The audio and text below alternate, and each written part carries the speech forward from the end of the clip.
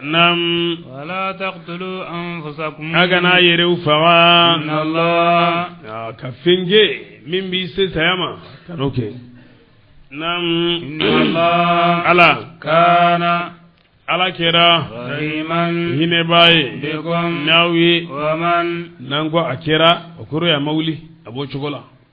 momi يفعل ذلك noy obara عدوانا danzagulila وظلما anin toyonina فسوف soni نصليه ambodo نارا tasumala وكان ذلك okera على الله ala bolo يسيرا fennonye إن تجتنبوا ni كبائر ego go ما tasuma ka jugu aye min ke nye cheka bola dewa ni tasuma ka jugu aka kelen fana manyan wala nam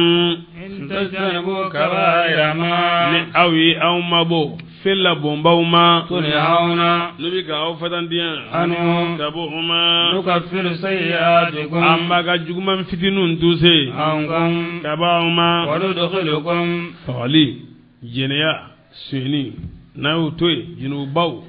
ajatika cha jinun jinu abin ni saminu kelila ambo lutuse ni tubuye nam وندخلكم amba udon مدخلا donyorola كريما madi khalay men mudi khalan مدخلا nam na kala mudi khalan o idi khalan donina madi khalan o donyoroy كريما no kay ولا تتمنوا ما agana fennata فضل الله بعدكم ni alay awdo fasaya Bi noy على بعض dokan للرجال نصيب سياتي المفسر سبب نزولها سلامة عليها نتهلنا لكم جراتي bari osorola min fe ala ye cɛw fasaya musow kan ni ko damado ye a do ye jihadu ye cɛ de bɛ taa jihadu la muso tɛ taa jihadu la cɛ de bɛ juma sali bɛ wajibiya cɛ de kan a tɛ wajibiya muso kan jidili cɛna o bɛ cɛ ye a n'o tana natali o de ye dulɔnni ye ni ko dɔ sɔrɔli ye waati nata la o ye damakasili akisi de ye bari o ye dulɔnni de ye ni ko dɔ sɔrɔli ye waati tɛmɛnen na a kuma na ni e ka hakilila dulɔnna ni fɛn tali ye n'o b'i tana ye ka sɔrɔ e ma a wala ka minali la a bɛ ka dama kɛ ɲi a bɛ fɔ o ma ko hasidiya hasidiya ye mun ye an bɛ ka to point kelen na an minnu bɛ ka farse rihanin komi so fila min bɛ kurusi la an bɛ ka to fantanya la ibi an bɛ ka se sɔrɔ mais k'a fɔ e ka bila ne ɲɛ kɔni ayi min b'i bolo a ka minɛ la a ye fɔ o de ma ko hasidiya hasidiya lagosilen don o de Allahu Taala kuma mana ye koyali u bɛ maaw hasidiya de ka da fɛn kan ni Ala y'o d'u ma tɛmɛna Ala ka fasɔntiya la Ibn Hanbali ka kuma b'o de la ala kulli man bata li hasidan atadri ala man asa'ata al-adab afo mɔgɔ ma maa min n siran ne hasidi ye i ye ladamu tiɲɛ min kan i b'a dɔn asada ala allahi fi fi'lihi ka annaka lam taddi mawhab e ladamu tiɲɛ ala de kan ala ka baara la a bi komi i n'a fɔ e ma jiɲɛlen fenna ne ala o di ma fa kana jazaa'uka an khassani wa sadda alayka tariqa talab e ka sara kɛra ala ye ne kɛrɛnkɛrɛn ka ɲinini sira datugu e ɲɛ bisimilahi lirrijali nasibun mais a ka tanafusu kɛ ka ɲɔgɔn dan ɲumanw na o kɔni tɛ baasi ye naam lirrijali nasibun niyɔrɔ baraji bɛ cɛw ye mimma ka mini fɛn na iktasabu ni cɛw ye o baara walinnisa'i nasibun niyɔrɔ sara bɛ musow ye mimma kabini fɛn na اكتسبنا ni musow ye o baara نسأل الله a bɛ ka ala deli من فضله kabini ala ka fisanw di ala إن الله i k'a dɔn ko ala كان ala kɛra عليما dɔnnikɛla ye بكل شيء ni fɛn bɛɛ lajɛlen ye وجعلنا مواليا anw ye besirebagaw kɛ لكل bɛɛ lajɛlen ye مما cɛ ni muso bɛ an ye faso di a bɛɛ lajɛlen ma nam مما kabini fɛn na ترك n'a fatɔra ko o to الوالدان habata bɛ nin taraka in na anw tɛmɛna taraka walidani minnu kan habata kun t'olu la wala kosɔn yan nɔ an bɛ jɔ an ye taafan di awa bɛɛ lajɛlen ka tiɲɛ ma cɛ ni muso la kabini nafolo la n'a sara ko o tɔ o taafan in fɛn jumɛn ni fɛn jumɛn bɛ a minɛn kɔnɔ o ye aliwalidani الوالدان bangebaa fila de b'o minɛn kɔnɔ والأقربون ani mɔsurun والذين a bɛ d'olu de ma naam والذين ni fatura ka nafolo min to tigi b'a la mawale de ko tigi b'a la o tigi ye jɔn ye i fa ni ba naam والأقربون naam wa ani ka mɔsurun والذين ani maa minnu عقدت أيمانكم naam ni aw ka kaliw y'o siri ɲɔgɔnya فآتوهم a y'o sɔn نصيبهم ko nin yɔrɔ la kabini tiɲɛ la o tɛna ye wɔrɔna ye fɔlɔ i ni mɔgɔ tun bɛ teriya don a bɛ teriya don tan nɔ an ka teriya don awa i joli ye n joli ye i sɔrɔ ye n sɔrɔ ye i ka pɛrɛdo ye n ka pɛrɛdo ye an bɛ sa nin kan bɛnkan dilanna ɲɔgɔn cɛ a bɛ bolo a bɛ kini bolo nin b'a kini bolo nin b'a kini a b'a dɔn o teriya don ne ye o sen kun b'i ka tiɲɛ na mansugu don ninnu bɛ mansugu de nam إن الله ala كان Allahu taala kɛra شهيدا sidi على كل fɛn شيء bɛɛ lajɛlen ka b'a bɛ kalama الرجال wa ulul arham ba'duhum awla bi ba'd fi kitabillah o de kɛra ninnu tɛ se b'a ye arrijalu cɛw قوامون olu ye joliba gɛlɛnw de على النساء musow kan u b'u jogo ɲuman ɲa u bɛ a kumana minɛli kɛ u tɛgɛw kan بما u n'u ko bɛ min kɛ n'a man ɲi u b'o bali ka bɔ o ma nam بما ni fɛn ye فضل الله بعضهم ni ala y'u do fasaya على بعض dɔ kan a jigin kun ye jumɛn ye Saad ibn Rabi lansaru kama sɔgɔnlenw do ale muso de mursila la o dɔw ye ko Hubaybatu Zeydi denmuso a ye dilan ɲini a fɛ a banna a ye tɛgɛ ɲɛ ci a ɲɛ kɔrɔ a fa taara n'a ye ka sɔrɔ alakira ma sallallahu alaihi wasallam a fa ko a ma a ye n denmuso a y'a bɔgɔ de alakira ko awa tajuru bi sara cɛ la de muso in ni a fa taara alakira ko a ma nɛɛma ni kisi b'a ma a yi segin i k'a dɔn Jibril nana ma a ye aya in kalan a ko anw ye ko dɔ laɲini ala fana ye ko wɛrɛ laɲini ala ye fɛn min laɲini o de ka ɲi naam cɛ ka fisa ni muso ye kodɔn fila b'a la wahabiyatan wa kasbiyatan sɔnnikan kɛ ani baarakan kɛ nam بما ni fɛn sababu ye فضل الله بعضهم ni ala ye u do fasaya على بعض dɔ kan وبما ani ni fɛn sababu ye أنفقوا ni musow yɛrɛ y'o depase walima ni cɛw y'o depase muso ninnu kan من أموالهم kabini cɛw ka nafolow la فالصالحات muso ɲumanw قانتات olu ye cɛbatulaw de حافظات tangalebagaw do للغيب cɛ ka dogo ye بما u b'u yɛrɛw tanga ni fenye hafizallahu ni ala yo kalifu uma wallati muso minnu takhafuna nabisran nusuzahunna olu ka murtilinye fa'izuhunna ayu waju wahjuruhunna awa muso murtilen atlo bangana di ko ka waju nindara ni ɲɔgɔn de quoi i ɲɔgɔn hɔrɔn dɔ i ɲɔgɔn silama do i ɲɔgɔn adamaden do ale wulila musow caman bɛ dugu in kɔnɔ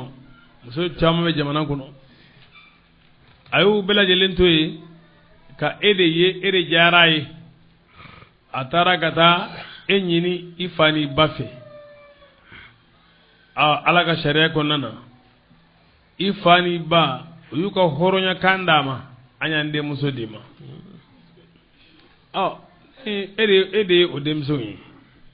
o tuma na e min ye o denmuso ye sa dɔgɔya tɛ hɔrɔnya bali dɛ e fa ni ba dalakan n'i t'a fɛ ka kɛ dangaden ye n'i b'a fɛ ka kɛ dugawuden de ye e bɛ ala minɛ nin cɛ in kunna i fa ni ba dalakan kama sabu u ko an y'an den d'i ma ale fana ko an sɔnna n y'a minɛ o layidukan min bɛ yen e donna furu la ni o de ye kan'a to hɔrɔnw ka tigɛ i fa ni ba la e ka ala minɛ i ka sigi furu in na hali n'a sɔrɔ cɛ man di ye ala minɛ i ka sigi a la sabu i fa ni ba kama i fa ni ba de y'i d'a ma o ye kelen ye a filanan muso min ni i ka cɛ ka ɲini i cɛ ye sɔrɔ b'i ye ka tɛmɛ cɛ kan ni sigira o cɛ in kunna ni dalen bɛ arako la de i ka tigɛ a kan k'i bɛ don arijinɛ na don dɔ la kira ka sahaba muso dɔ ko a cɛ ma a ko ne ni e an bɛɛ bɛ don arijinɛ cɛ ko a ma ko mun na a ko bonya min filɛ ne ye cɛnya min filɛ ne la ne ala mina ka sabali e kɔrɔ i ka dɔgɔyama tɛ dɛ ko na kuma na cogo dɔ ne dalen b'a la ne y'o kɛ ala de kama ne bɛ don arijinɛ kosɔn e fana e ne ka tɔɔrɔ mun ye e fana ye barika da e ye ne sɔrɔ i ye barika da ala ye e fana bɛ don arijinɛ o kumana muso hali n'a sɔrɔ i ka fisa ni cɛ ye ka n'i yɛrɛ fisaya ye i b'i majigin a ye arijana ɲinini kosɔn diɲɛ sigi in ye waatinin fitinin de ye o kumana wajuli min ni awa karamɔgɔ kan k'o ɲɛsin muso murutilenw ma o ye nin n'a ɲɔgɔnnaw de ye muso murutilenw ka sabali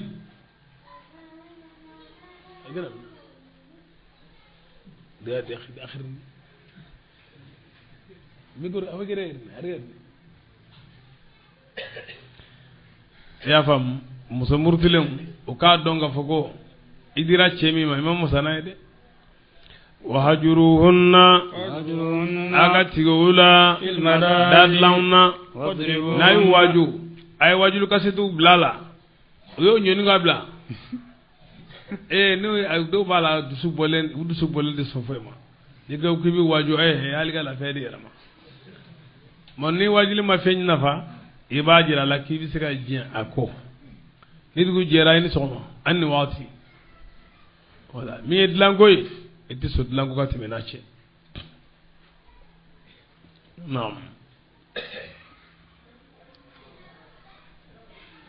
naam wadribuhunna ni awa o si ma fɛn nafa la e bɛ k'a yɛrɛma yɔrɔma jɛnya la a bɛ ka i kafa ka taa fɛ i y'a faamu i bɛ bisa ɲini k'a lamaga kosɛbɛ parce que malankolon don n'a kɛra malankolon ye kuma t'o ɲɛ koyi o b'a to teliya koyi wala kuma caman bɛ awa i dusu kasi de ka taa fɛ i b'a lamaga n'a ti ɲɛ taali quoi ka taa voilà parce que i bɛ ɲini ka sa so kɔnɔ mɔgɔ t'a dɔn i ye ko bɛ kɛ ka dɛsɛ ka nege ka dɛsɛ ka fɛnw d'a ma ka dɛsɛ ka musala ka mɔgɔw bila a la n'a ti ɲɛ min kɔ a ka k'o ye siɲɛ kelen de wala kana gosi gosili la min b'a jogin i t'a kɛ cogoya la min b'a jogin de nka i b'a fari kalaya dɔɔnin فإن أطعنكم nuyi aw batu فلا تبغوا سبيلا agana awa misenya sira ɲini عليهن kan إن الله koni kale mun na tire le mun he ngi gagne ke dano sada minan ngam sa yere nam nam inna Allah igado ala kana ala mauli aliyan masakur talinye kabiran masabai ala masakur talinye bana musoka ko nyemison nuni fennu cey kan yere bla ulu fe kana foy be utle ciku ciku o tise ka tile ga gisa goyde ay dan deme ni o toy aba kanyana ma ke nyonga o ciku yala tenno no te ka fu ka kisa goyre re akagele re ala ore ko sabala ta wali sabila kana sirawre ni nam wa in khiftum ne ausrana shiqaqa baynihima furu nyon fila ga nyon fo nya koro fab'athu hakaman ube ufora nyongo kilin ku seni kumayala mana kelere joni njotala muso do bi ga sago ko chela me muso nengadi aba ko chede banale ma ya fam wala chede bana muso ma me je nengadi aba ko muso de banale ma bem masika ke chogo sila dongo do manga dongo do bi ga mo da do kumala wala abala je kama kikun abe ma kikun flanyini ma kodona fla baywa min ahlihi kelembe bo che ka mo mana min ahli ka min che ka mo suruna wa kaman ani kodona min ahliha min muso dungewla yurida islahan nam tisanu abe konyo to ulubulo olu be kolosili ke furu konyaw la ceba ka kowdi uma bilali konyaw la no ya do ka furu nyaldi kan o batla ne ya do ka furu ndabilali kan o bada o ba ko ka dabla nam yurida islahan ni uye nyali de la nyini yuwaffiqillahu ala be bensemado bainahuma furu nyon fila ni nyonje inna Allah ika don ko ala kana ala kera aliman don kela ni fem bela jelinye khabiran dugulenye ni dugana ko bela jelinye wa abudullah ay ala kelen be batu wala tushriku shay'an agana foy flanga fuya bi ni ala ye wa bil walidaini ko ga ala kelen batu noni abbe iba beta ka di ala kelen ma kana foy fara ala ga bil walidaini aga nyuma yake ni bang maflai ihsanan nyuma yala wa bizil qurba ka kiru majiguye ko bonya ka kuma nyuma mfuye e kana kuma jugu fuma kanu jabi kaniga kuma yele ko kuma sanfe kanu doya nam bizil qurba ani ni singi dunge singi surun dunge wi aga nyuma yake no fanaye wal yatama ada aga nyuma yake ni timedum fanaye wal masakin aga nya fantauma wal jari aga nya sigi nyoma zil qurba min ye singi surun dunge wal jari tikado sigi nyona hake dambe hake ubela jelembi ali sigi nyon al jummi no ka jan ila dambe la wal manaka duga jan ila yere sigi nyondo ini mo be du kele gono o be sigi nyonde abe bonya hal na tigi fillaka kodo kila na mabe kana fo ke ba da ko dan teme kana ke fanga koy sigi nyon ne ko te mena nyon je aga na sigi gele nyon ma de ay ko no ya nyon bolo aga na geni fanga koy ka fanga ga bo nyon na aga roke ay fo ga benge an nyon je na azor e ma ya fere iba ga tongono folo mo ko mbogew ni ko do kera na mabe ba ko tongono bo ko to rolento ni dombi ele maile ma don dola e fana bina a nyon do fana bina soro mana ne ga dimse ga sere ga dimse ma bigo ne jotala ngani ni ya ke tongono yi ado la fana ita fana bina seni tama wala ngana ngwambe nyon se nyon dana abe sigi gelade nam walijari ani sigi nyon alijumbe loga jan wasahibi ani jenyon bilijambe ni kere wabuni sabili ini mimbe nyon kerefe no ye awa aga plasu kera kelenye kare kono walma aga sesu be nyon kerefe abion kono walma abe sugu kono aga mana jawheru be nyon kerefe olu bela jelen to de ko wasabil jam wa kaza nabi kilasi kono kala yorola ini minga wa sesi bla nyon kerefe tuzuru ika don ka fu sigi nyondo ika ga sisigi ika bonya kai o nyinne do ne yake iyala ka nyamara kambatu nam wama ngani femi malakat aymanukum nabulu yu umara kamini jonna aga hine ulu fanala inna allah ani fana fali minum babulo fali e fenyana made ni de bala femi be digi ela o nyogo be digala fendo amago be dumunina amago be jila abe tama abe buli nga abe kene fana abe bana naga kene abaga baraka ya keshogola abe dumuni ya keshogola abe miami chogola nga na mangene ikado ga foko atina sika ka baraka ya keshogola de adama de dabo ulubulo ni mimbula obisika nyefu ganye bi ni le benela nga dati bakon bolo de ni mimbu ula otisika nyefu de ogmana kana kono juguya ke bagana ne kono juguya ke bagana ala ba ta juru sarayla de ala ba ta juru sarayla mo na sori kono ga jugu hali fali de ma ni ala ma fariga ni bisa abi boyla sabi gelema awo kono juguya bagama amani ka palo galota nofe ime ka fordo mugudla akama wala na nyo nawo oluti bende te ben haramelendo fali bi bo me gosugo bala kwa fen na ba jogi kan oke shara la ne kono jugu yake ga marali fena shara ba mina ila ka fere ka wardima o shara mo ni palo kalo ta wal ma jele kala ta ga fali kama shara be adaga aka mina ila ka fere ka wardima nam inna allah iga dogo ala la yuhibbu man alati mofe kana no kera mukhtalan yire bunya baye woso bandiye alladhina nibiga misi kolon ni misi naka koloni man noya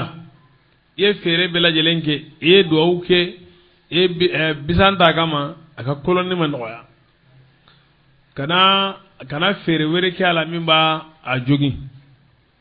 mimina ni kutigeliye wala mimina ni adaga wana joginiye kanoke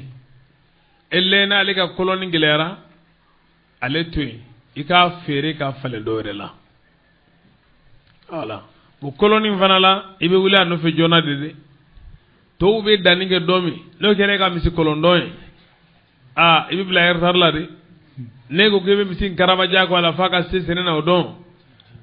kuma ga chade folo angumbe moye uka turaden ugumbe ato waro koro de sirula ugumbe waro koro de sirula wida turu chekana klema fe yani ga samese abi kolon la ni min kolon ga no ani min kolon ma no ibo famo konana nga samese le go ko ba do zarla adun kera baganya katika gele bawon jogo utikene nemi chogoro ba jogi ndo tinya la kwa nam alladhina mu'minun yabkhaluna n'olu bɛ bakiliya ويأمرون الناس u bɛ mɔgɔw yamaruya بالبخل ni bakiliya ye ويكتمون ما a maaw bɛ yen u yɛrɛ ta tɛ sɔrɔ e maa min b'a fɔ i bɛ ɲa olu banna k'a di min ma ni e ko k'i bɛ ɲa olu ma o tɛ bɛn o ma ko e k'i ka nafolonin tiɲɛ maa denmisɛn ninnu da la maa tɛ ninnu da goroko ye ko ban t'a dɔn wa i tɛ lafiya di yɛrɛ ma o ye ko cɛjugu ye dɛ naam ويكتمون ما u bɛ fɛn dɔgɔ آتاهم الله ni ala y'o d'u ma من فضله kabini ala ka fisantiya la kabini dɔnni na وأعتدنا عذابا ala kira ka magankutu olu de ko don tawureta kɔnɔ hali linjili an nafolo la o yahudiyaw de ye وأعتدنا n'a fɔra عذابا ko dɔnni sariya ka dɔnniw de ko don dɛ dɔnni min dogoli ni ala bɛ minɛ n'a ye o ye sariya dɔnni de ye naam وأعتدنا عذابا أن العذاب اللبي للكافرين كافروا مهينا ما في الباي والذين المؤمنون ينفقون أموالهم نولبوك نفر نفقاتي رئاء الناس موكا يلا ولا يؤمنون قلت لمن يا بالله نيالي ولا باليوم ولا ندوني الآخر نو يدون لباني ومن مؤمن يكون الشيطان ni shaytani kira له o tigila maaye قرينا tuguli ɲɔgɔn ye فساء shaytani tiɲɛna قرينا tuguli ɲɔgɔn ye وماذا mun fɛn dɔ عليهم n'o de b'u kan لو آمنوا n'u ko limaniyara بالله ni ala ye واليوم ani dɔn الآخر n'o ye dɔn laban ye وأنفقوا n'o ye nafagali kɛ مما kabini nafolo la رزقهم الله ni ala y'u gɛrɛsɛgɛw la وكان الله ala kɛra عليما dɔnnikɛla ye بهم n'u ye إن الله alahu taala لا يظلم مثقال ذرة la yazlim ala tɛ maa sin dɔɲɔ مثقال ذرة zarra hakɛ la وإن تكن n'i ka baga kelen kɛra حسنة aw ta kɛ hasanatun de wa in ta ko hasanatun ni ɲuman kɛra y'a يضاعفها faamu minnu y'a kɛra hasanatan wa in ta ko ni zarra in kɛra hasanatan ɲuman ye وإن تكن hasanatun ni ɲuman de kɛra يضاعفها ka bɔ muminan do yɔrɔ ala b'o jiri yiri ويؤتي أجرا ala bɛ baraji di من لدنه ka bɔ a yɔrɔ عظيما n'o ka bɔn فكيف cogo jumɛn in de bɛ kɛ kafiru ka lahalaya ye إذا جئنا tuma min ni anw nana من كل أمة ka bɔ mandɔn bɛɛ lajɛlen yɔrɔ بشهيد ni seede وجئنا n'an nana بك ni e Mamadu Lamini ye شهيدا ka e kɛ seede على هؤلاء ninnu kan يومئذ o don de la يود الذين maaw b'a nata كفروا minnu kafiriyara وعصوا الرسول n'u ye kira fɔɲɔgɔnya لو تسعى الأرض hali u kun ka dugukolo dakɛɲɛ بهم n'olu ye ولا يكتمون الله u ti dogoli kɛ ala ma حديثا baro foyi la يا أيها wahasul zalik annahu a ko kiyama kɛnɛ bannen ko nabiɲumanw bɛna ka far'u ka mantonw kan ala b'a fɔ mantonw ma yala kiraw ma sariyaw lase aw ma wa o b'a fɔ ya amma o ma laseli kɛ aha ala nam ala bɛ kiraw ɲininka aw ma fɛn las'u ma ni ne y'aw ci ni o ye o b'a fɔ tiɲɛ don ala b'a fɔ kiraw ma yala seedew bɛ y'aw bolo wa o b'a fɔ muhamadu ana ka mantonw u bɛna n'u ye olu bɛ seereya mantonw kan ni nkalontigɛli ye u bɛ seereya nabiɲumanw ye ni baarili ye o kɔfɛ o bɛɛ tɛmɛnen kɔ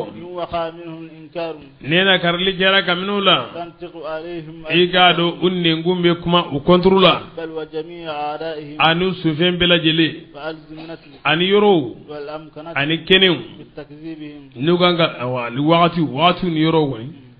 mbebe kuma nuganga lontigali وهذا الاهتمام ni fam chogoy هو ode bangaledo يعتمد على abisika benfana أن اسم gawe simisharatu عائد obisagi flanga fuga nyebela jelema من أول زمان kamin wakati folola fukata labama أو عائد wala bisagi kafiru ma wala nafiru kamin kiraga mandon وإنما رجع النبي نعم. صلى الله عليه وسلم نومته على الهمال الاول بسم الله يا أيها يا مو الذين مودي كدون آمنوا ni olu liman yara لا تقربوا الصلاة akana gere salima وأنتم kasuru aw سكارى asuleundo حتى تعلموا ما faga fende don تقولون na bofo ولا جنبا dilo a haram ya nana don don de jirala ko akana gere salima kasuru asulendo faga fende don na bofo sabu do ye kala nyami nam أنه روي عن علي بن أبي طالب ya lakali ka ba bi ali bin abi talib كرم الله وجهه ala ma nyeda bunyana قال صنع لنا ابن عوف alemi madeli ka sujudi bi boli fiu nam صنع لنا ابن عوف ako buna ofi kira ka sahabo ka patron do be ko buna of abdallah ibn auf طعاما فدعانا ale dumuni la awnyi kan wele فأكلنا awye dumuni dum وأسقانا خمرا ay jidama قبل أن تحرم الخمر yani ay lo dama yan lo ga haram ya فأخذتم منا we minaliki kamilawna فأدرت الصلاة salwatna nasi صلاة المغرب no e fidir sali فقدموني uyenne ali yere de ke almami فقرأت قل يا أيها ayatro ne hagemi mid loina oyenne lasu ka nid lo yusu ibi jama farbi foniga a ayiti masibila yere nya watila nasoro ya mi bara min gama ibo kika fere o kumed lo mi wodi koso aya فقرأت قل يا أيها ne qul ya ayyuhal kafiruna kala أعبد ما تعبدون aba qur'ana ka hakito ko abudu ma ta'buduna ونحن نعبد ما تعبدون nam فنزلت الآية la la bala ubi bala nam فهرمت في أوقات الصلاة alayni ayan jigi ko ola loy haramu de sali waqtu la wid lo haram ya sali waqtu la حتى نعم. نزلت الآية في المائدة فهرمت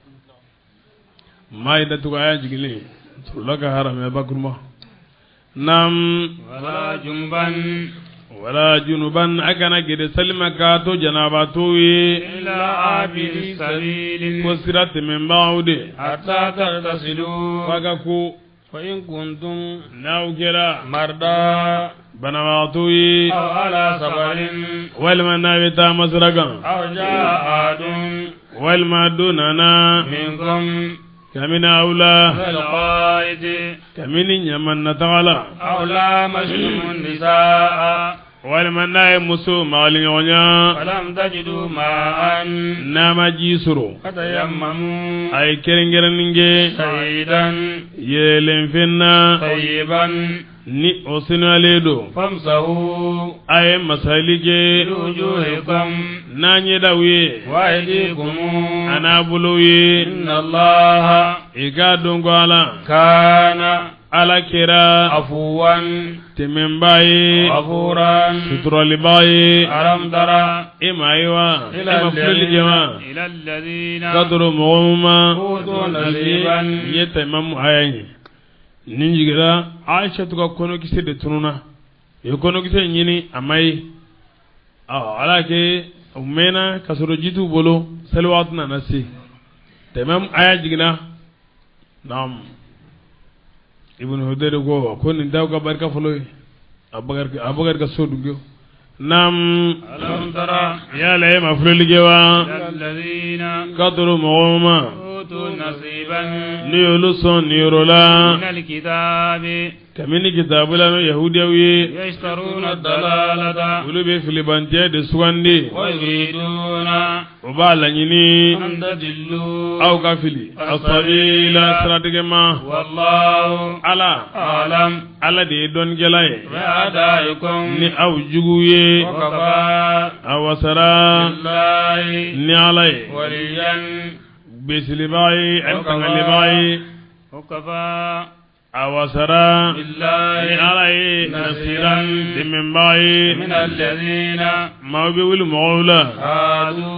ma minu yahudiyara yahrifuna alkalima ulube kelema yelema amawadihi gaba yoro ma kiraga mangutu minum be no gu bulu da bela jelenga ka yelema yaquluna uba ko ala kirama sami'na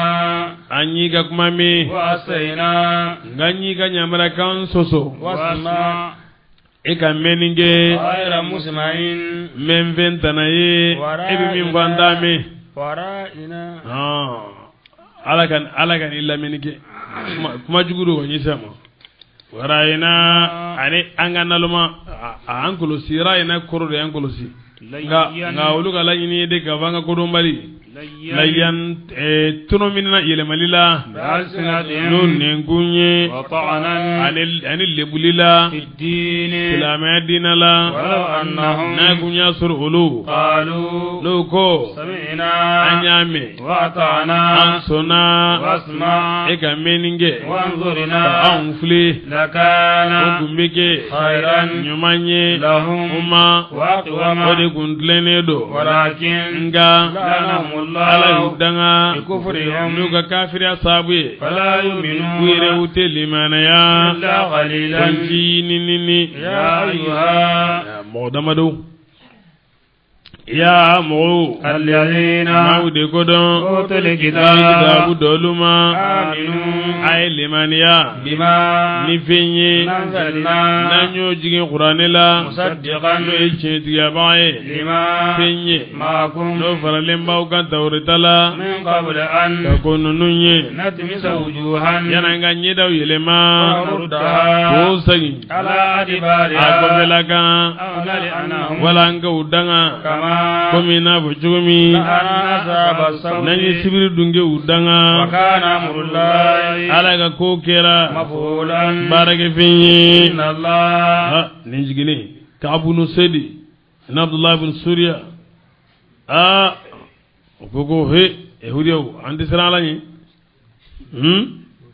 ako kallana le au ba don ko min na chedo na ma cho da bige bara de ko mas nam inna allah ala la yaghfiru ala tiyafa an yushraka ugaflanga fiya bihi ni alai wa yaghfiru ma nga bi fenya fa duna dhalika min miflanga fiya jukuru liman moye yasau na ya fa kanu otigla moye wa man mauma yushrik no flanga fera billahi ni alai faqad yuftara isman abado junubun galon dige aziman ka dala la minga bon alam tara flanga fiya ala to ya fade ato parler ma sie ka alan damfen wure je batula ikado ko alati je noy wal wama yamuti wa lam yatub min zambi fa amruhu mufawwadun li rabbih ni sara flanga fiaga kuma flati bita jahanamala ngani sara junubu wure kaminti flanga fiahi ika ko bi ala bolo na ja abiya fima na ja abimina nai nam alam tara yala ema freligewa ila alladhina katru mawma yuzakuna anfusahum minum yiru la basanu yahudiyawiye nu nyonawu koli ala deuna kan nyonye bal abla allah ala yuzaki man ala debe mo la basaka senuya yasau nayo kanu wala yuzlamuna utu nawasi qatilan tamare koroga afu hagela unzur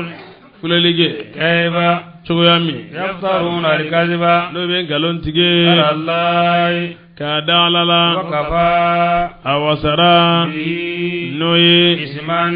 junubuye مبينا ni obangale don ألم ترى ninjigida ka'abul ashrafila ana ñogonan gamni yahudiyaw ka don kelawla tuma menu nana maka no ye badri shuye o ye flanga bula su ko ko ka jurumina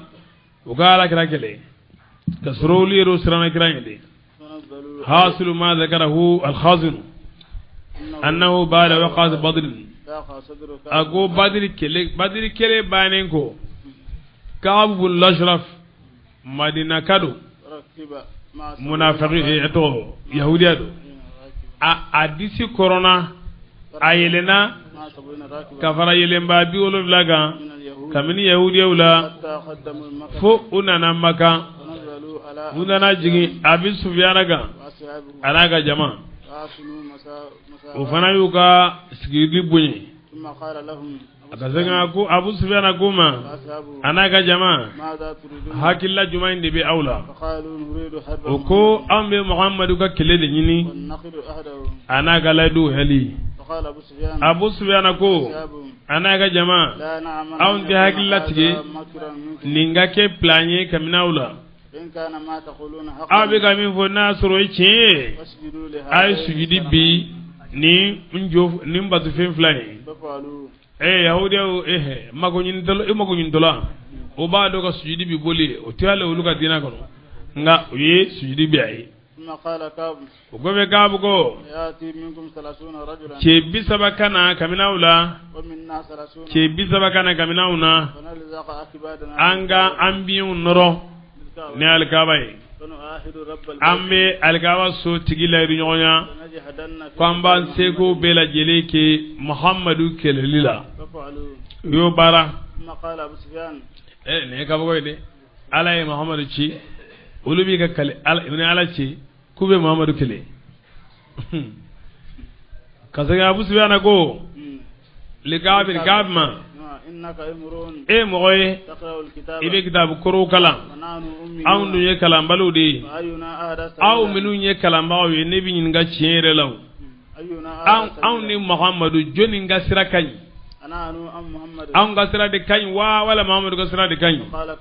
kabu go aka sira mi yo nye fonyita abu sufyan go aw fulen ni nye aw fulen nu nye aw ne be kan sogolu ke hijuli kelawe ni mawbina hijula am ñogo mo faga ka suko tlaw ni ñogo je ambu sarabe jila ame dunon fana ame nyana melalon foni ame sinyu tugu ame amma ga sokoli ame mununu nay aw ñu hurmi du ngewe mamadu dun ale ya fawka dina fara ñogonya ay hurmi bla ay sinyi tige angwa dina de koroledo mamadu ka dina de kurai kabu ko awu ngalan alay aw de ka sta kanembe ka temi senga ni muhammadu bokan ya njigina bismillah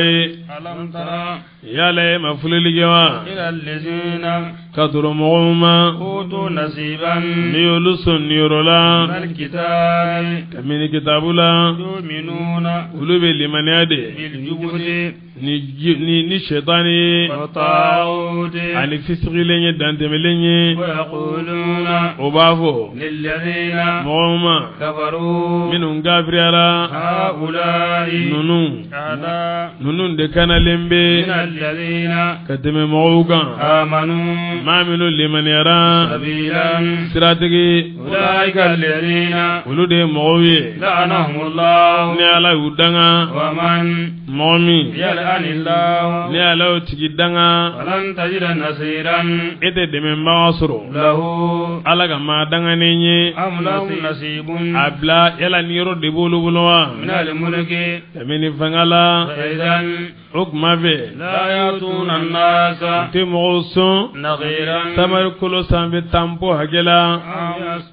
am abla يحسدون الناس yala olu bɛ maaw hasida de ba komi kira على ما kada fɛn kan آتاهم ni الله ala y'o di mɔgɔw ma من فضله kabini ka fisa di ala k'a kɛ nabi ɲuman ye ani ka musow caya bolo وآتينا آل إبراهيم الكتاب kan bi ala kɛra de ma ko walaysa ala allah bi mustankari an yajma al alama fi wahidi ko a ci kon ala ma a ka dan fɛ bɛ fara ɲɔgɔn kan mɔgɔ kelen na a ko annas nka ka bɛ muhammad de masal sallam naam bismillah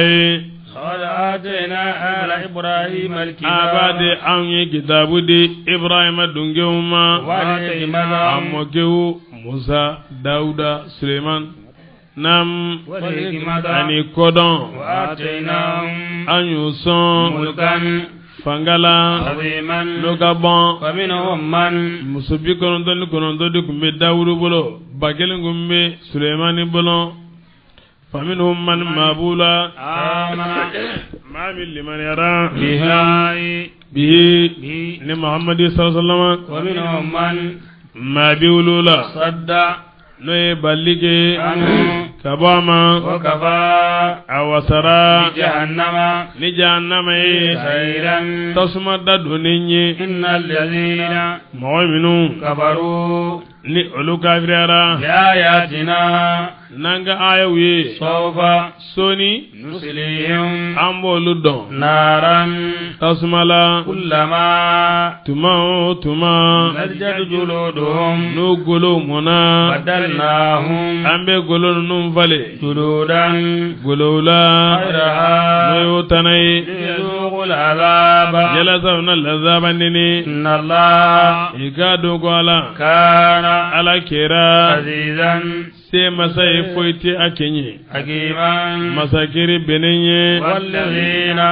mɔgɔ minnu آمنوا n'olu limaniyara وعملوا الصالحات n'u ye ɲumanw baara سندخلهم an bɛ n'olu ladon جنات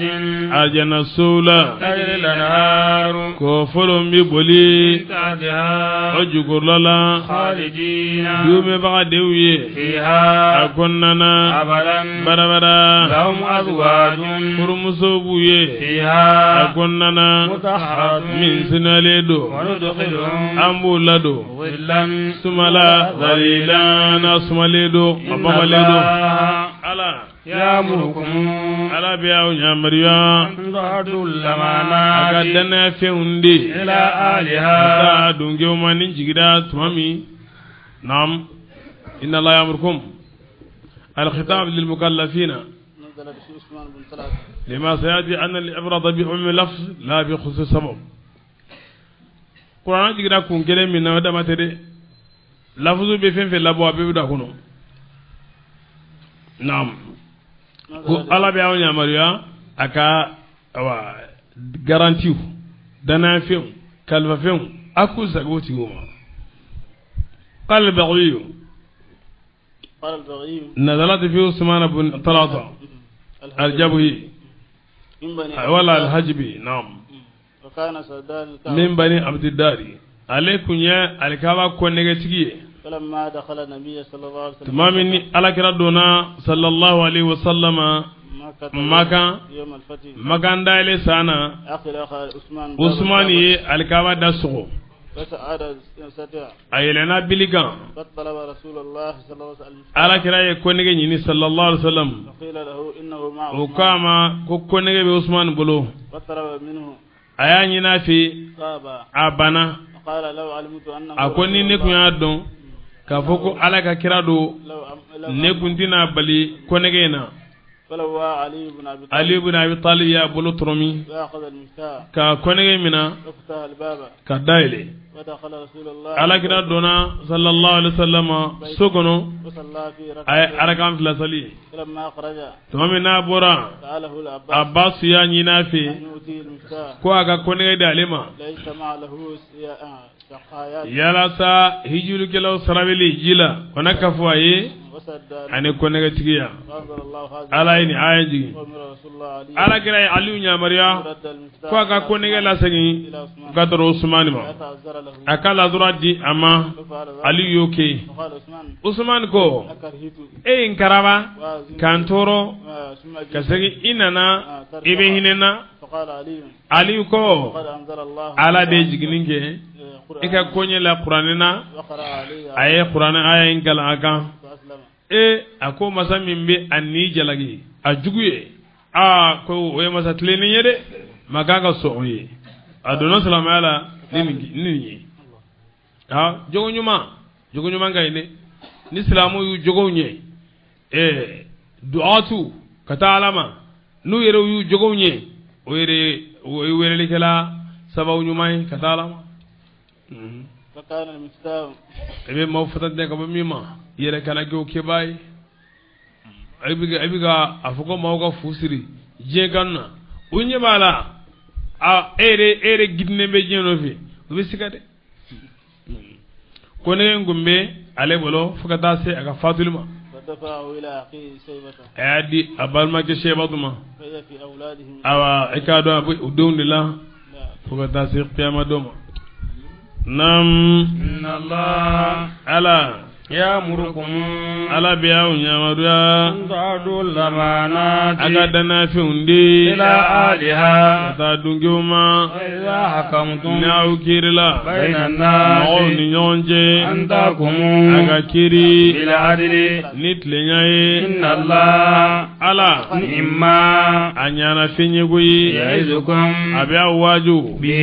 nidana ya indiliye إن الله ala كان alekera سميعا min gelaye بصيرا yeli gelaye يا أيها ya mu الذين maudi kodon آمنوا ne liman yara أطيعوا الله ay ala batu وأطيعوا الرسول anaga kira labatu وأولي الأمر ani ko tigiu منكم kamina wula فإن تنازعتم aywa yanno ako atiu Allah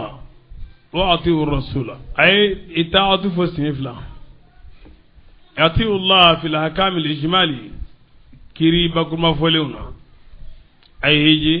ay sali ay jagabo hakaza wa atiu rasul fil ahkam tafsili ay selfana sali arakanani ay la sali arakanani ay fitu sali arakan saba asafu sali arakanani ay soma sali arakan fila ay ewa ato hiji ay hiju ke nam bitano abikitano ay jaka ni hakene don nam ya mina gabo ali ibn abi talib ko nama ko wajibi do almami ga nyemoga aga kiri nitle nyai aga dana fi undi na yuke okmana wajibi ra silamauga ufana ka tugako bari Allah ta'ala ala ya nyamariya kwanga dana fi undi ananga tli okofe ala ya nyamaralike naga batuli ani ala kiraga batuli ani kotigiu anga nyemo nam Quran tigiu de don dugeu nam sana amala alega jarabu watu konana don gela wulla ka sam ko akan nasara no ko musala ko abiga bon bolo chikomi ko aga noke ko bari ala ya ko qur'ana kono ati Allah wa ati rasula wa ulil amri minkum yo fok shana amala yoromi shana amala ko ko ulil amri ako ulil amri minhum aw minkum ayin gandela wa ulil amri minhum aw minkum ala ko minkum aw bi gane nyamara ko minhum o tekele kotigiw kamin aw silamaw la nga ba fo kamin nasaraw la de ko kamin silamaw la de nam ita ajora ita njoro ya bismillah nam Allah silama nyemo ubatule wajibi di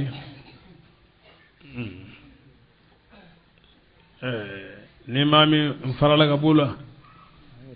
wotila ma jama fara ni dunya jama fara la horma tiyeble nam Allah ay ala batu adi ar-rasul anaga kira la batu qawli lamri ani kotigiw minkum kamina ula wa in tanazatum na yenyo mfungu nyonya fi shay'in fendola farudduhu ayo sagi ila Allah kada ala ka kitabuma war rasul ani kada ala ka sunnama in kuntum naugera tu'minuna na bil limaniya billahi ni ala nasru atai ala koy wal yawmi ani don al-akhir ne don labanye dhalika o saginiyo khayran o de ka sauma wa asan o de kai tawilan ko labanye alam tara ya la ma fuleli ila kewa alladhina kadro mogoma yaz'umuna ma minum ba kuma langolon fo annahum ko olu amanu ko liman yara bima ni fenye unzila nu yo jigi ilayka kana ema wama ani femi unzila nu yo jigi min qablika ko inna ninye yuriduna ba la nyinde an yatahakamu uga nyogon geri nyonya ila taghut kadro dantimeli bama wa umiru kabu la sharafide abadu nyamariya an yakfuru uga kafiriya bihi nayi wa yuridu shaytane ba la nyinde an yudillahum akula fili dalalan filila بعيدا do yoroka janjena وإذا قيل tumami nuko لهم umma تعالوا aina إلى ما kadro femma أنزل ya الله la jigin qur'anila وإلى الرسول ani kata kirama رأيت المنافقين ibe nafiuye يصدون nafiu be ballige عنك kabo ema سرودا balliula فكيف ube munde bara إذا أصابتهم مصيبة tumami ni masiba yusuru بما ni benzawe قدمت أيديهم ni obolo yo kanna kamini kafira ni kutawula ثم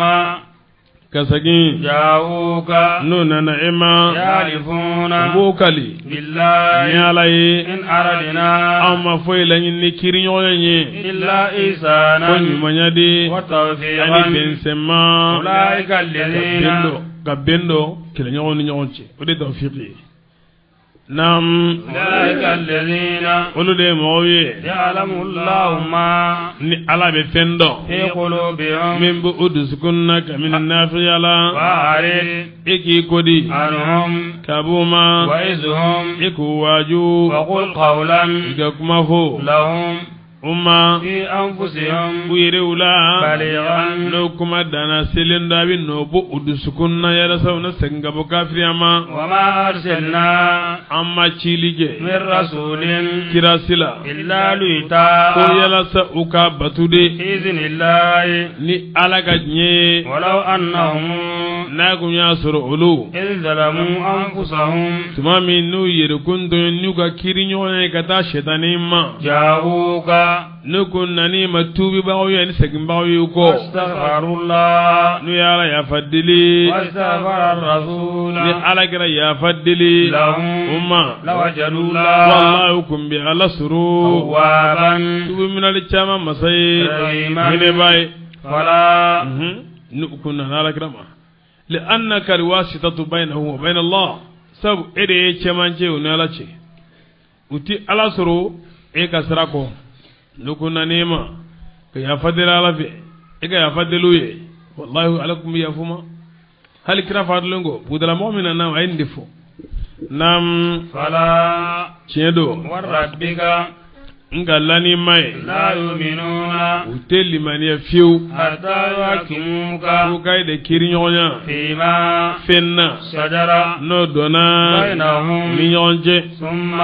kasagi لا يجدوا حرجا ute degun soro في أنفسهم niuna مما kamini kirila قضيت ni eo kiri ويسلموا u yɛrɛ di ema تسليما yɛrɛ di la ka sɔn itama ولو أنا nafiki do ani yahudiya u fɔra ɲɔgɔn kɔ ko dɔ la tiɲɛ kun bɛ yahudiya in bolo u nana ka taa kiiri tigɛ alakira yɔrɔ la u ye kuma ɲɛfɔ alakira ye sallallahu alaihi wa sallam alakira ye kiiri tigɛ ka tiɲɛ di ne yahudiyakɛ ma o tɛ o kɔfɛ na qala almunafiq nafike in ko a ko an ka taa k'a bolola sira fɛ ala ko o de ma ko taagutu yahudiyakɛ in banna إلا أن يقاسمه إلى رسول الله صلى fo الله o kana عليه وسلم kiiri tigɛ alakira de yɔrɔ sallallahu alaihi wa sallam فقضى رسول الله صلى الله عليه وسلم o nana kiiri tigɛ alakira yɔrɔ alakira ye kiiri tigɛ sallallahu alaihi wa sallam ليهودي ka kiiri daja yahudiyakɛ la فلما خرج من عنده tuma min n'u bɔra a yɔrɔ لزمه المنافق nafike nana nɔrɔ a la وقال a ko a ma انطلق بنا إلى عمر taa n'an ye gadoro umaru ma فات يا عمر ko umaru de bɛ tiɲɛ fɔ u nana umaru ma فقال اليهودي yahudiyakɛ ko اقتسمت أنا وهذا إلى محمد ne ni nin kɛlɛla an taara muhamadu ma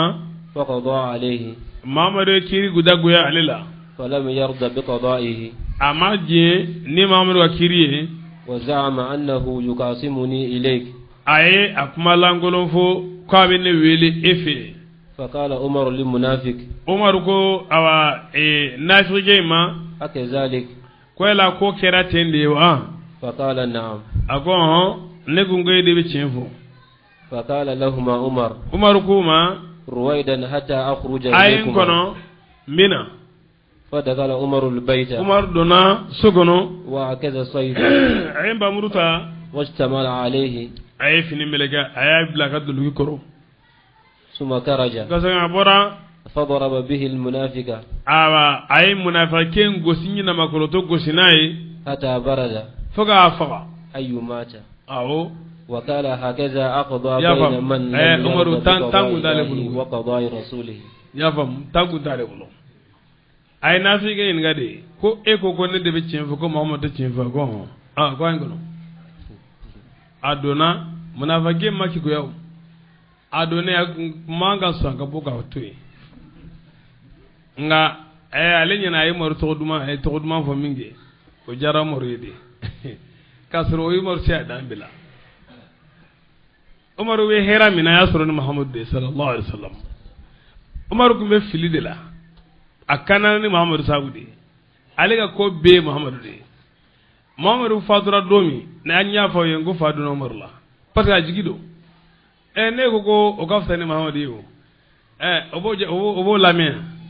a taara nbamuru ta ka na cɛ sigilen na a ko wali yɔrɔ min dɔrɔn cɛ binna a m'a to la ko wali k'a fɔ k'a faga وقال u ko umaru ye silamɛ faga umaru ye silamɛ faga هكذا أقضي بين a من diminen لم sigilen ma يرضى u ye mankan ci fan bɛɛ fɛ u nana ka na ɲɛfɔ alakira ye ko umaru ye mɔgɔ faga koyi ko ka mɔgɔ faga yɛrɛ a y'an sɛnɛ ka jigin yɔrɔ bɛɛ naam وقال هكذا أقضي بين من لم يرضى a بقضاء ko الله ne bɛ وقضاء kiiri tigɛ رسوله nin cogoya de la mɔgɔ cɛ maa min ma sɔn ala tama a n'a kira فنزلت هذه الآية ni aya in sɔrɔla ka jigin o de la وقال جبريل jibril ko إن عمر فرق بين الحق والباطل i k'a dɔn umaru ale ye faranfasiya kɛ tiɲɛ ni nkalon cɛ فسمي الفاروق u sina k'a wele ko faranfasiyɛbaga وإنما دعا المنافق لكعب بن الأشرف نعم. لأنه يقبل الرشوة kaabu in kun bɛ suro fɛn min na o de ko sa kun ko ka taa kiiri tigɛ o yɔrɔ la والنبي لا يقبلها alakira dun tɛ suro fɛn min na بل يحكم بالحق naam ale bɛ kiiri tigɛ ni tiɲɛ de ye وكان الحق إذ زاد مع اليهودي tiɲɛ kun bɛ yahudiyakɛ in bolo nam ولو أنا nagunya sur'an كتبنا nagunya wajibiya عليهم uka أن nununa اقتلوا أنفسكم aya yiru faga أو خرجوا wala kabo من دياركم akadukon nauna ما فعلوه dukundino bara إلا قليل kunci nini منهم kaminula ولو أنهم al nagunya sur'ulu فعلوا ما nugunya fembara يوعظون nubi uwaju به noye لكان noye kira la basuri ukumbeke خيرا son hera lenye لهم uma وأشد ode kunga gele تثبيتا sabatilila وإذا o sabati kuma inve لأتيناهم an gumbu son من لدنا abo an yoro أجرا barajila عظيما doga bon an ولهديناهم gumbu kanda صراطا siratige kan مستقيما ni otlenin don ومن ala kira ka sahabaw ukumba fede nya fawi ngoni buba kundo na usena nukuwa muhammada kuma gwala so bana yi dondo lalen kamana gwana ko ala kira kadin ne ka sidigere mina ufile ka miri de asoro wa pasara akun famana gana ire kira ko munane ti akun kamana gwana de ni ne fatura ye goni kono anyebe nyona nganne fatura ne kira domba yarjana netne sabo e ka sigiro korta le me ka temene ka ndona jana mala ka ngisi ntiye e ka ye balya ka gele ne maka teme fembe la jelenga ala yin jigo wala nam ومن mawmi يطع الله no ya ala batu والرسول ana kira فأولئك o tigila mo الذين ubi fara mo ga أنعم الله ni ala yin ne malige عليهم o tigila mo من ga النبيين kamini nabi maula والصديقين ani chenfola baula والشهداء ani sheria sula والصالحين ani mogonyu mauna وحسن أولئك o tigila mo nyana koi رفيقا jenyon nyala kan farawukan من ذلك ako o minyoyi الفضل o de fsauntai من الله kabala yoro وكفى awasara بالله ni alai عليما don gelai ni lara ka barajiye يا أيها ya mo الذين maude kodon آمنوا no lulimanera خذوا حذركم aga tanga umina فانفروا aga godon katoro kelema ثبات jama yere أو gelewunye انفروا walima aga godon katoro kelema جميعا jama kulu kafulenye وإن منكم لمن ma biwuli awla يبتئن min bi ya kadu kabo kelema komi abdullah ibn ubay وإن أصابتكم مصيبة ni masibai aw suru قال abafo قد أنعم الله abati ala nemana علي nega إن tumami لم أكن ni nemake معهم kafarawluga شهيدا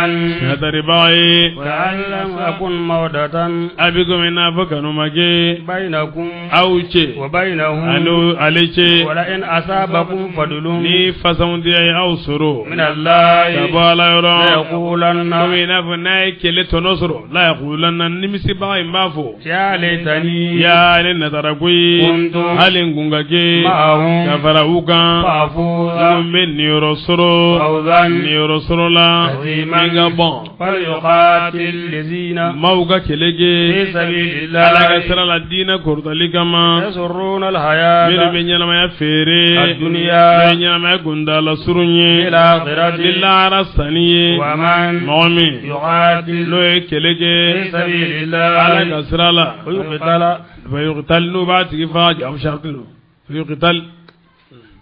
فيقتل أو يغلب فيقتل أو يغلب ويقتل أو يغلب aha we ni ba kalan tu nyona lamun sigri bi funula kada ka sukunu bena fa yuqtal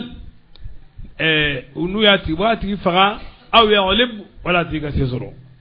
nam فسوف soni نؤتي amba tigi son أجرا barajila عظيما gabon وما لكم mun de be awi لا تقاتلون na uti kelege في سبيل ala الله gasrala والمستضعفين ani la fulen gasrala من الرجال mini cheula والنساء ani musula والولدان ani demisenuna الذين mu'minun يقولون nuru bafo ربنا ya amma أخرجنا ika an labo من هذه القرية kabonin dugu ingono ظالم dugu أهلها min dungu yendo ni kelaw ni kafiriye واجعل وليا ika besili bage لنا anye من لدنك kabo iro واجعل ika نسيرا demen bage لنا anye من لدنك kabo iro الذين ala duawu jabi الذين ay boli no ya doma آمنوا do tora foka tase maganda yelima ala gere utabu no saidi ayo kenye mo yukan oye kamandu ninga hagedama alladhina ma'minu آمنوا nolu liman yara يقاتلون ulube keleke في سبيل الله ala gasrala والذين mu'minu كفروا nolu kafirara يقاتلون ulube keleke في سبيل الطاغوت shaytani gasrala فقاتلوا أولياء ay الشيطان shaytani bizli ba'u kele إن كيد الشيطان igalu ko shaytani ka dawali كان okira ضعيفا la fulenye ألم ترى ema fuleli gema إلى الذين katuru mu'ma قيل nuko لهم odira mu'ma كفوا أيديكم aya bolo sumina وأقيموا aka الصلاة salijo وآتوا aka الزكاة jagadi فلما tumami كتب القتال kele wajibiya عليهم ukan إذا فريق indara soro jamakulu منهم taminula يخشون olu الناس bisra mɔgɔw خشية الله ala yin siran أو juguya أشد wala min ka gele خشية siranna وقالوا u kɔ ربنا yama لما yala mun de kosɔn كتبت ni القتال e kele wajibiya علينا anw kan لولا ina koli أخرتنا ka anw ɲakaru إلى أجل ka taa sanga ma قريب n'o sanga surun ye قل e ka fɔ ma متاع الدنيا diɲɛ damu قليل o ka dogo والآخرة lahara خير lahara de ka fisa لمن mɔgɔ ma اتقى siranna ala ɲɛ ولا uti تظلمون aw ntɔɲɔ وجيلا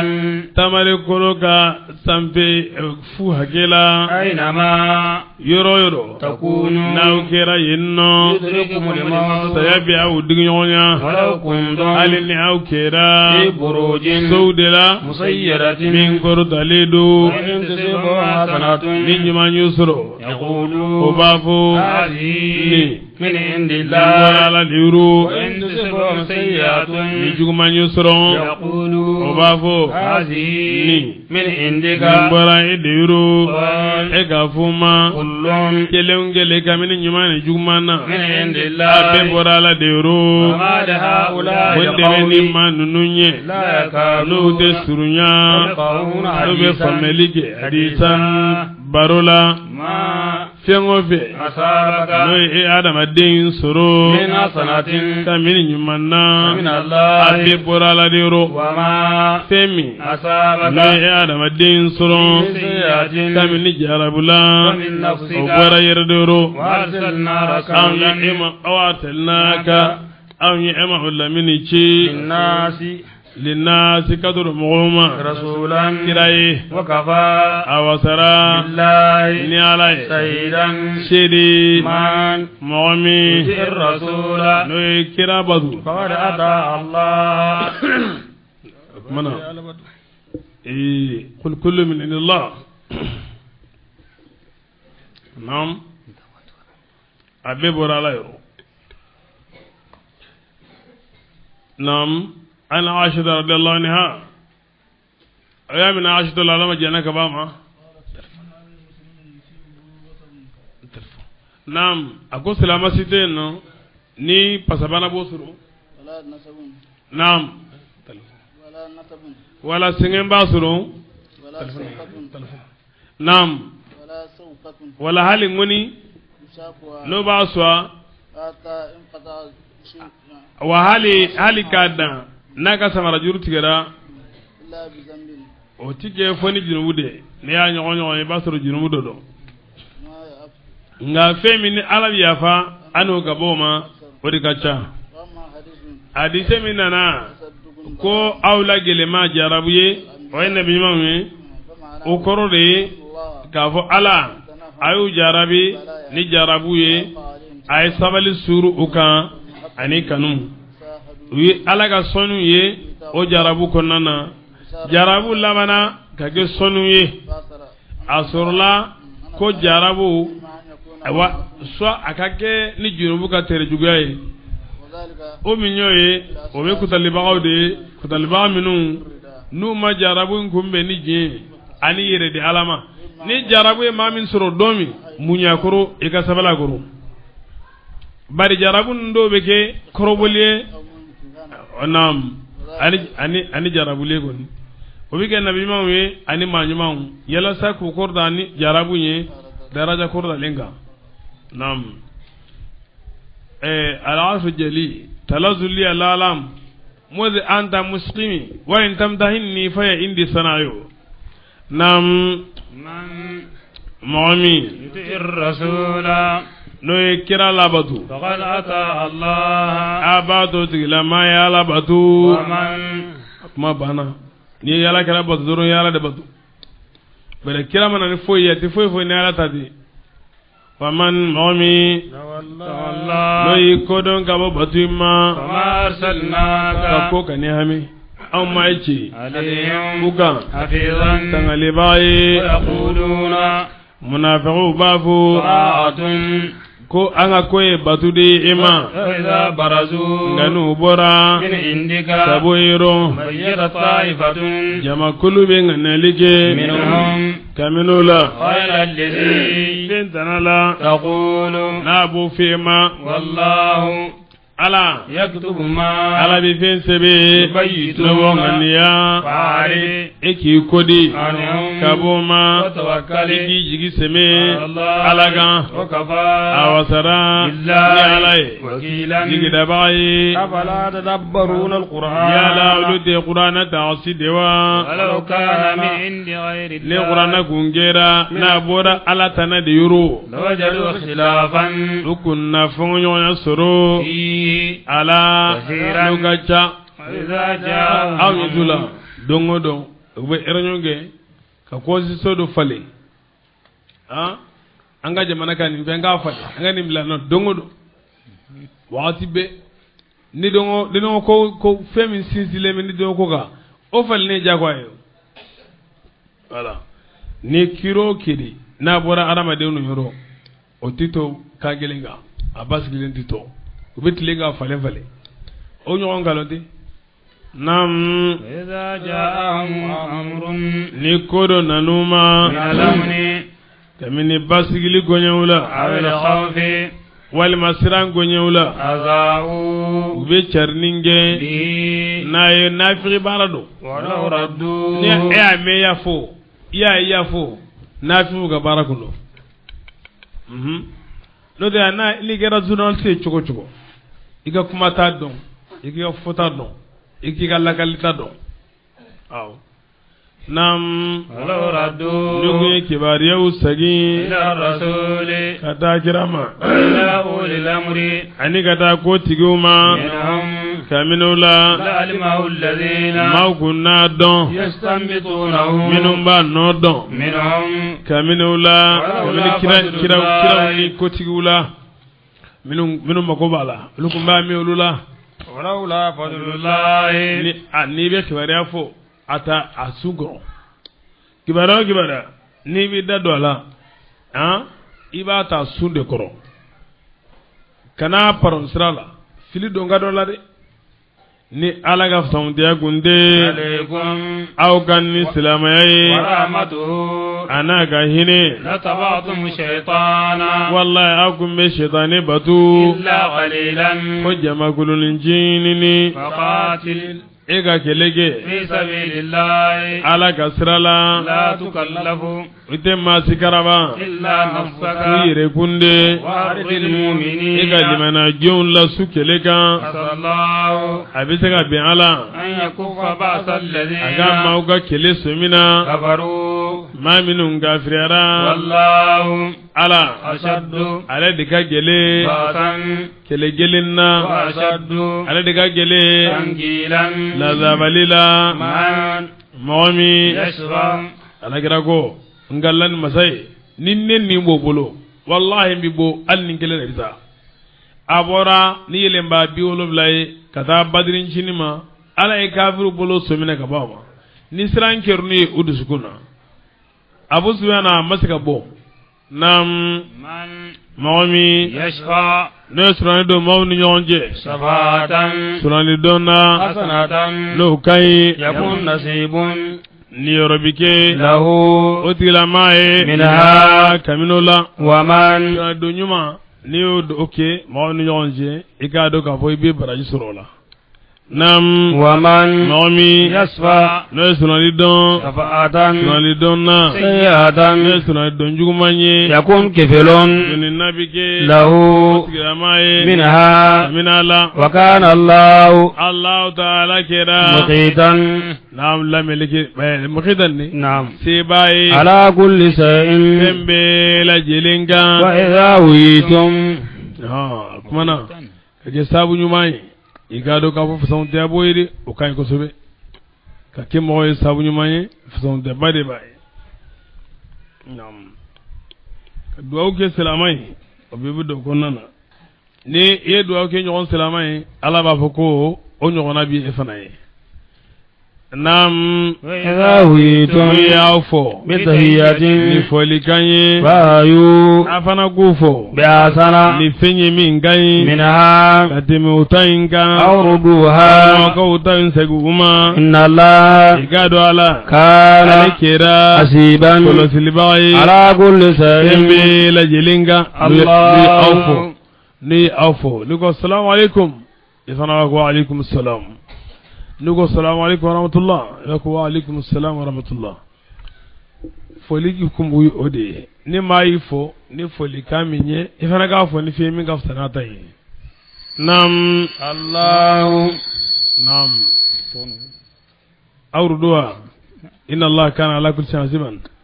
ala kɛra kɔlɔsiliba ye fɛn bɛɛ lajɛlen kan صدق الله العظيم وبالله رسوله الكريم ونحن على ما قال ربنا وخالقنا ورازقنا مولانا الصائدين